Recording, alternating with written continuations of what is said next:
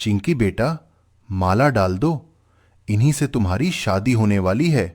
चिंकी और उस बुजुर्ग भिखारी की शादी हो जाती है। उसका पति ठीक से पैरों से चल भी नहीं पाता था। इसकी तो किस्मत ही बदल गई। नौकरानी से ये तो रानी बन गई।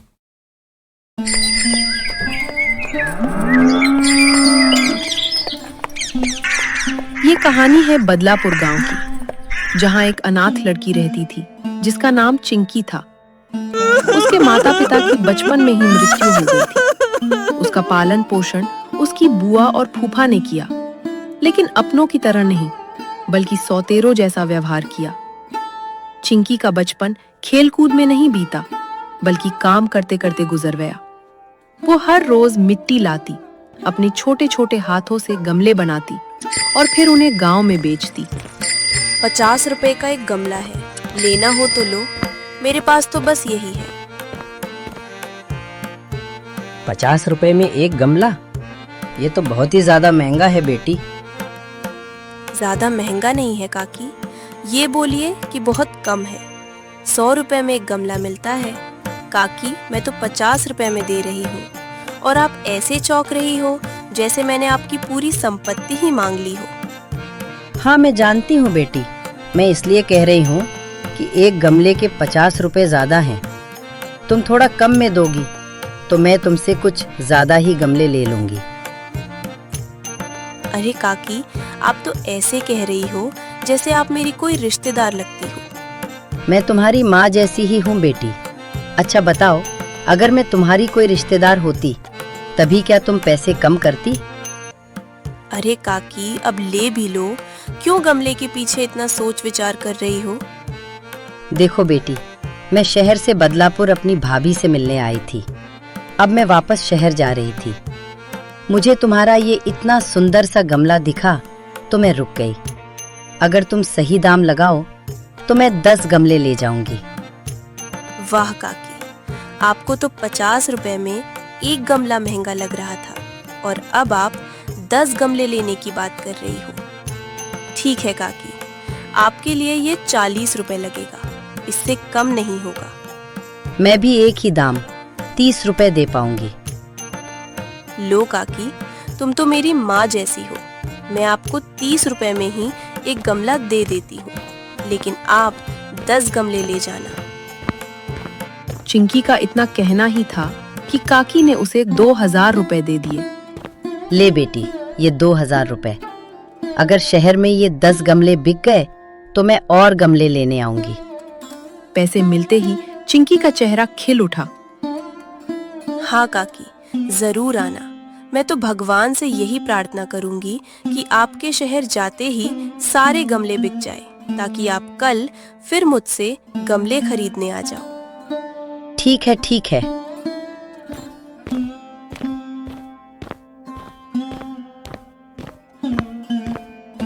काकी 10 गमले लेकर चली जाती है। चिंकी 2000 रुपए देखकर इतनी खुश थी कि वो बार बार उन पैसों को गिनती रहती है। आज तो दिन ही बन गया।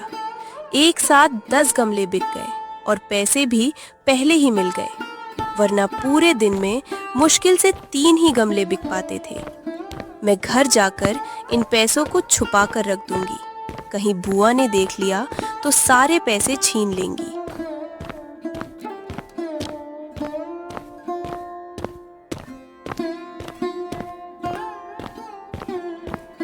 चिंकी जब 8 साल की थी, तभी उसके माता पिता दोनों की मृत्यु हो गई।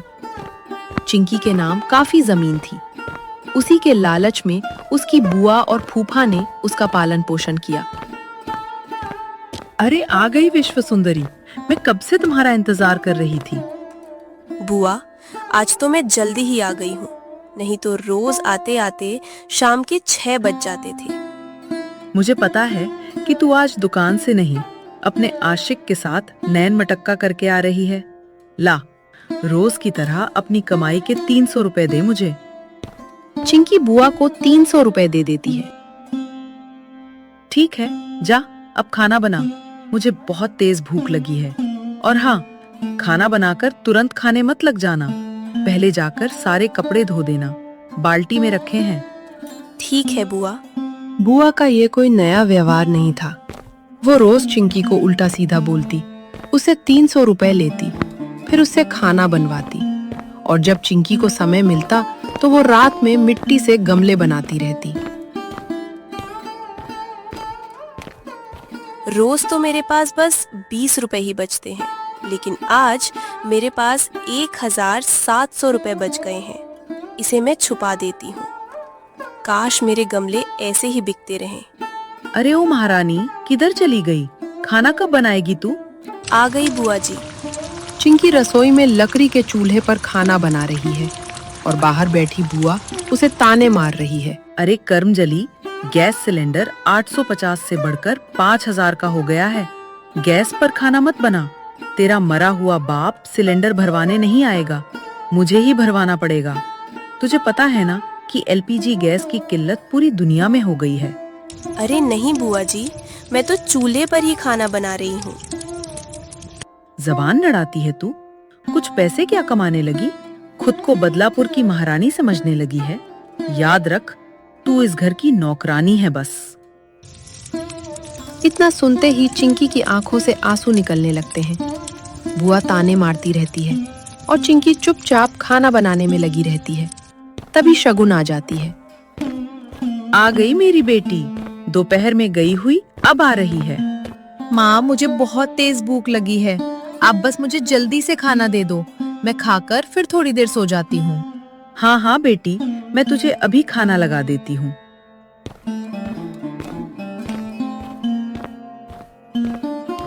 बुआ किचन में जाती है और देखती है कि चिंकी अभी भी खाना बनाने में लगी हुई है। अभी तक तेरा खाना नहीं बना? मेरी बेटी शगुन को बहुत तेज भूख लगी है और अभी तक तूने खाना नहीं बनाया।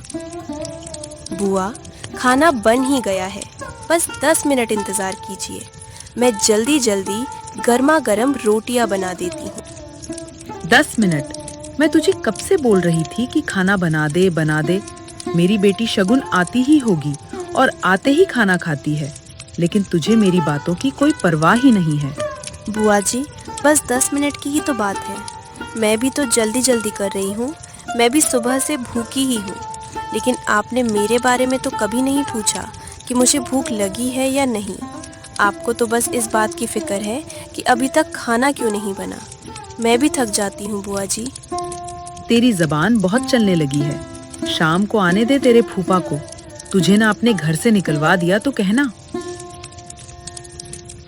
बुआ की बात सुनकर चिंकी की आंखों में आंसू आ जाते हैं और वो चुपचाप खाना बनाने लगती है। थोड़ी देर बाद चिंकी के फूफा भी आ जाते हैं और बोलते हैं, क्या हुआ भाग्यवान? आज बहुत गुस्से में नजर आ रही हो तुम। चलो जल्दी से खाना लगा दो। गुस्से के अलावा और मैं कर ही क्या सकती हूँ? एक तो इस अनाथ को पाल भी रही हूँ, ऊपर से मुझसे ही जबान लड़ाती है। अरे छोड़ो भी भाग्यवान, छोटी छोटी बातों पर गुस्सा हो जाती हो। चलो इसी बहाने हमें नौकर का खर्चा तो नहीं देना पड़ता ना। सारा काम तो ये अनाथ ही कर देती है, तो इसकी बातों का बुरा मत माना करो। और हाँ सुनो, अब इसने मुझसे कभी जबान लड़ाई तो मैं और बर्दाश्त नहीं कर पाऊंगी और धक्के मारकर इसे इस घर से भगा दूंगी। अरे भाग्यवान, हम ऐसे कैसे इसे घर से भगा सकते हैं? अगर इसे ऐसे ही घर से निकाल दिया तो ये सारी संपत्ति हमारे हाथों से निकल जाएगी। मुझे नहीं मालूम, अब मैं इसे इस घर में देखना तक नहीं चाहती हूँ। अरे हम इसकी शादी कर देते हैं ताकि ये जायदाद भी हमारी हो जाएगी, सांप भी मर जाएगा और लाठी भी नहीं टूटेगी। क्या? शादी? आपको पता नहीं है क्या कि शादी में कितना खर्चा आएगा? जो आप इसकी शादी की बात कर रहे हैं, आप भूल रहे हैं कि अब हमारी बेटी शगुन के लिए भी लड़का ढूंढना पड़ेगा और खूब धूमधाम से शादी करनी है। और आप इस कर्मजली की शादी की बात कर रहे हैं। मैं तो कहती हूँ इसकी शादी ही ना करें, ऐसे ही छोड़ दें इसे। अरे तुम समझती क्यों नहीं हो? अगर हम इसकी शादी नहीं करेंगे तो लोग हमें बहुत ताना मारेंगे। आखिर ये घर भी तो इसका ही है ना। ठीक है, फिर कर देते हैं, लेकिन हाँ, इसकी शादी में मैं 1 रुपया भी खर्च नहीं करूंगी। बिना पैसे खर्च किए कौन करेगा शादी? तुम ही बताओ। मुझे नहीं मालूम, किसी भी उल्टे सीधे भिखारी से भी इसकी शादी कर देंगे। कम से कम इससे हमारा पीछा तो छूट जाएगा। चिंकी ये सारी बातें सुन रही थी। उसकी आंखों में आंसू आ जाते हैं और वो अपने मम्मी पापा को याद करके रोने लगती है। माँ, पापा, आप लोग क्यों चले गए? देखो ना, बुआ मुझे कितना सताती हैं।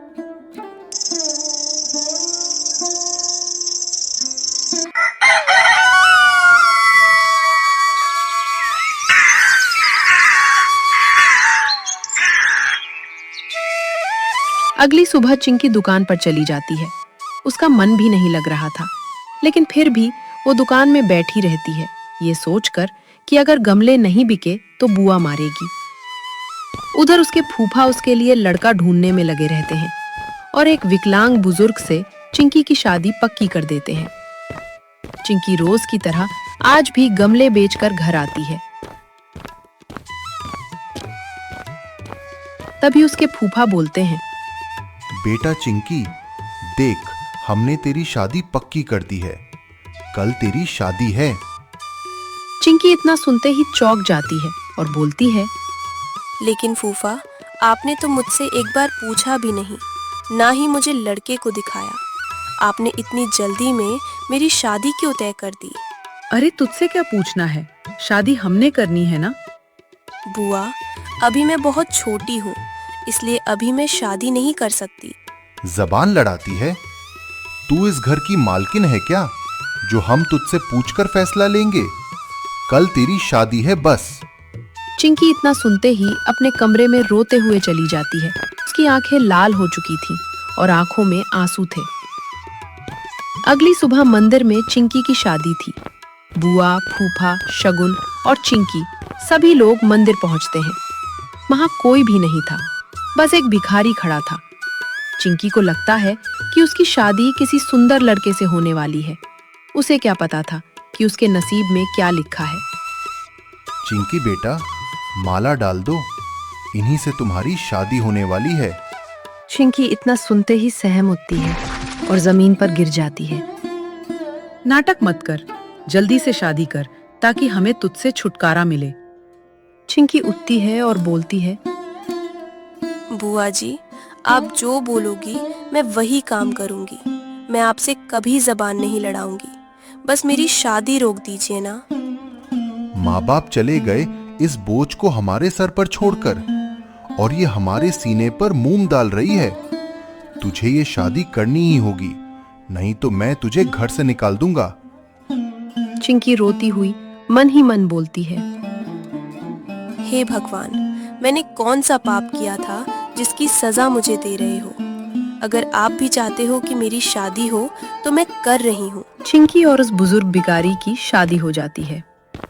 उसके बाद बुआ और फूफा घर चले जाते हैं। चिंकी अपने पति के साथ वहां से जाती है। उसका पति ठीक से पैरों से चल भी नहीं पाता था। ये सब देखकर चिंकी बहुत रोती है। चलते चलते वे दोनों एक पेड़ के नीचे बैठ जाते हैं। यहाँ क्यों रुक गए हम लोग? रात बहुत ज्यादा हो रही है, चलो आपके घर चलते हैं। घर? किसके घर?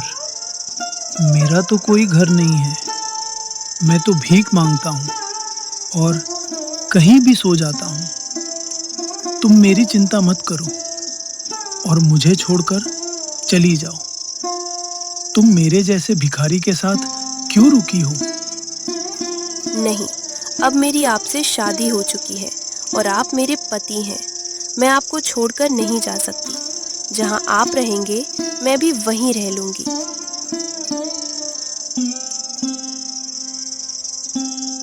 इतना कहकर दोनों सो जाते हैं। सुबह होते ही चिंकी उठती है। उसे क्या पता था कि उसके साथ क्या होने वाला है। उठिए जी, सुबह हो गई है, चलिए चलते हैं। चिंकी ने 2-3 बार उसे जगाया, लेकिन वो नहीं उठा।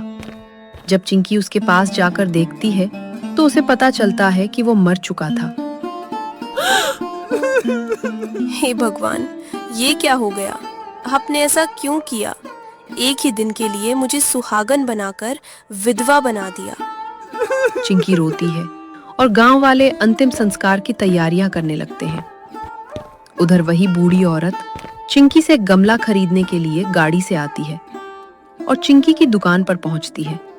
अरे बेटा, यहाँ पर एक चिंकी नाम की लड़की गमले बेचती थी, वो कहाँ है? अगे अम्मा मत पूछिए, उस बेचारी के साथ बहुत गलत हुआ। उसके बुआ फूफा ने उसकी शादी एक बुजुर्ग भिखारी से करवा दी।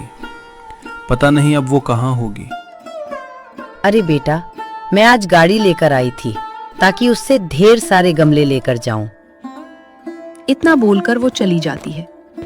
उधर चिंकी के पति का अंतिम संस्कार गांव वाले मिलकर कर देते हैं। चिंकी आंखों में आंसू लिए एक पेड़ के नीचे बैठी रहती है। ना वो कुछ खाती है ना पीती है। धीरे धीरे रात हो जाती है और चिंकी उसी पेड़ के नीचे सो जाती है। सुबह होते ही चिंकी उठकर शहर जाने का फैसला करती है। अब मैं घर भी नहीं जा सकती, बुआ मुझे घर में घुसने नहीं देंगी। मैं शहर जाती हूँ, वहीं कोई काम कर लूंगी। चिंकी शहर पहुंचती है और काम ढूंढने लगती है, लेकिन उसे कोई काम नहीं मिलता। हे भगवान, मैंने आपका क्या बिगाड़ा था कि आप मुझे इतना दुख दे रहे हो। इतना कहते हुए चिंकी आगे बढ़ने लगती है। उसे क्या पता था कि अब उसका दुख का नहीं, सुख का दिन आने वाला है। चलते चलते उसे एक दुकान दिखाई देती है, जहां एक बूढ़ी औरत गमले बेच रही थी। अरे, ये तो वही काकी हैं जो मुझसे गमले खरीदकर मुझे 2000 रुपए देकर गई थी। चिंकी काकी के पास जाती है। काकी, पहचाना मुझे? मैंने आपको गमले दिए थे और बदले में आपने मुझे 2000 रुपए दिए थे। अरे, मैं तुम्हें कैसे भूल सकती हूँ? तुम्हारे गमले मेरे शहर पहुँचते ही सारे बिक गए थे। फिर मैं बदलापुर जाने वाली थी, लेकिन जा नहीं पाई। एक हफ्ते बाद जब मैं तुम्हारी दुकान पर गई तो तुम वहां नहीं मिली। तुम्हारी दुकान के पास वाले दुकानदार ने मुझे तुम्हारे बारे में सब बताया। बेटी, अकेले ही आई हो? तुम्हारे पति कहाँ हैं? इतना सुनते ही चिंकी रोने लगी और रोते हुए बोली, काकी, क्या बताऊं, जिस दिन मेरी शादी हुई उसी रात उनकी मृत्यु हो गई और मैं फिर से बेसहारा हो गई। चुप, पागल लड़की। किसने कहा तू बेसहारा हो गई? मैं हूं ना। मैंने पहले भी कहा था कि मैं तेरी माँ जैसी हूँ। तू मेरी बेटी है। आज से तू मेरे घर पर रहेगी। चिंकी उस बूढ़ी औरत के साथ रहने लगी और दिन में उसकी दुकान पर बैठती थी। वो मन ही मन सोचती है, मैं गांव में गमले बनाकर बेचती थी, यहाँ भी बनाती हूँ ताकि काकी की दुकान अच्छे से चल सके।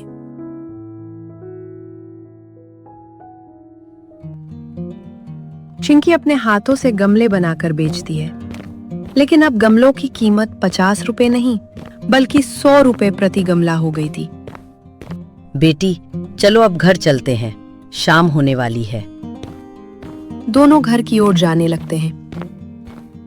काकी चिंकी को अपने बारे में बताने लगती है। बेटी देख, मेरा भी इस दुनिया में कोई नहीं है और मेरा इतना बड़ा घर और ये दुकान किस काम का था। ये तो अच्छा हुआ कि तू आ गई।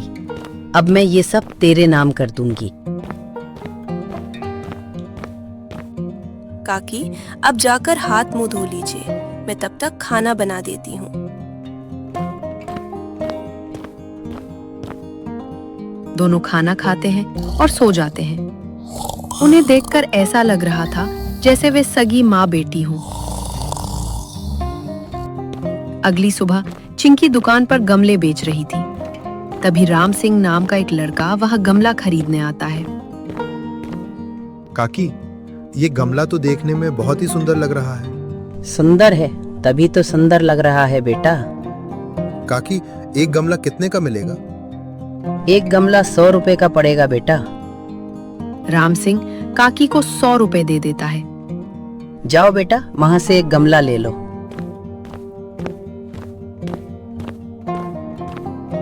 मुझे एक गमला दे दीजिए।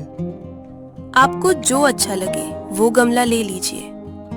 आपको जो अच्छा लगे वो गमला मुझे दे दीजिए। चिंकी राम सिंह को देखती है वो मुस्कुरा रहा है। ये गमला टूटेगा तो नहीं ना? अगर आप इसे तोड़ेंगे तो जरूर टूट जाएगा, क्योंकि ये मिट्टी का बना हुआ है।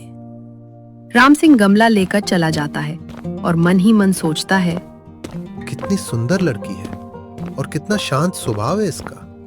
दिन बीतते गए। चिंकी का जीवन भी ऐसे ही चलता रहा। उधर चिंकी के बुआ फूफा ने शगुन की शादी एक बड़े घर में कर दी। उन्होंने कभी भी चिंकी को ढूंढने की कोशिश नहीं की कि वो किस हाल में और कहाँ होगी। एक दिन काकी की तबीयत खराब हो जाती है। काकी, अभी तक आप सोई हुई हैं, दुकान पर नहीं जाएंगी क्या? नहीं बेटी, आज मैं नहीं जा पाऊंगी। क्या हुआ है आपको? मेरी तबीयत ठीक नहीं लग रही है बेटी, तू चली जा दुकान पर।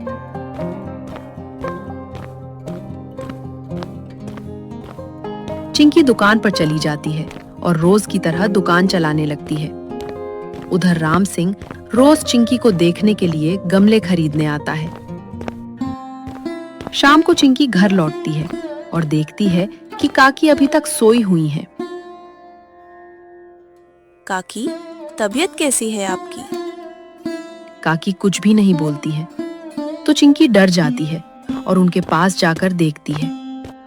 काकी की मृत्यु हो चुकी थी। चिंकी रोने लगती है। काकी, ये क्या हो गया? आपने मुझे अकेला क्यों छोड़ दिया?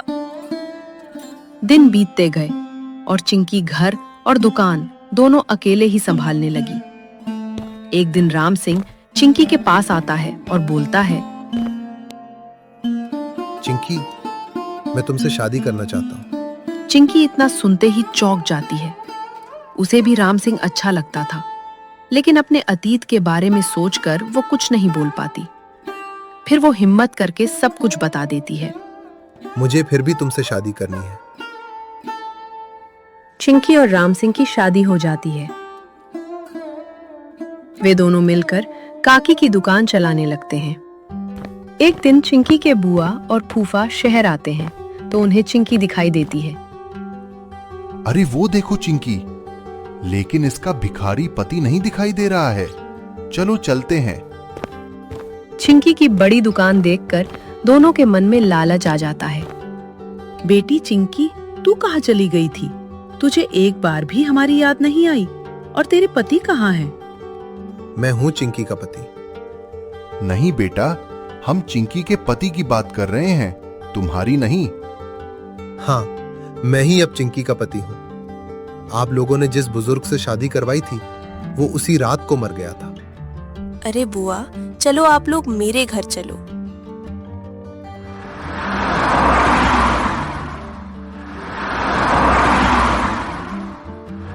चिंकी अपनी बुआ और फूफा के साथ अपने घर जाने लगती है। सुनिए जी, ये इसका घर है, इतना बड़ा, और ये कार भी इसकी है। इसकी तो किस्मत ही बदल गई। नौकरानी से ये तो रानी बन गई। बुआ, ये लीजिए, पानी पीजिए। माफ करिएगा, मैं खाना नहीं बना पाऊंगी, वरना आपको देर हो जाएगी और आपको वापस गांव भी जाना है और हमें दुकान पर भी जाना है। अरे बेटी, हम लोग अब तेरे साथ ही रहेंगे और तू दुकान की चिंता मत कर, हम सब लोग मिलके देख लेंगे। देख लेंगे या कब्जा कर लेंगे, मुझे सब पता है आप लोगों के बारे में। बुआ जी, मैंने इन्हें सब कुछ बता दिया है और आप लोगों ने मेरी शादी मेरे बाबा की उम्र के आदमी से करवा दी थी। उसी दिन मैंने सोच लिया था कि अब मैं आप लोगों के पास कभी नहीं जाऊंगी। इतना सुनते ही चिंकी के बुआ फूफा शर्म से अपना मुंह नीचे कर लेते हैं और दोनों चिंकी के घर से वापस जाने लगते हैं।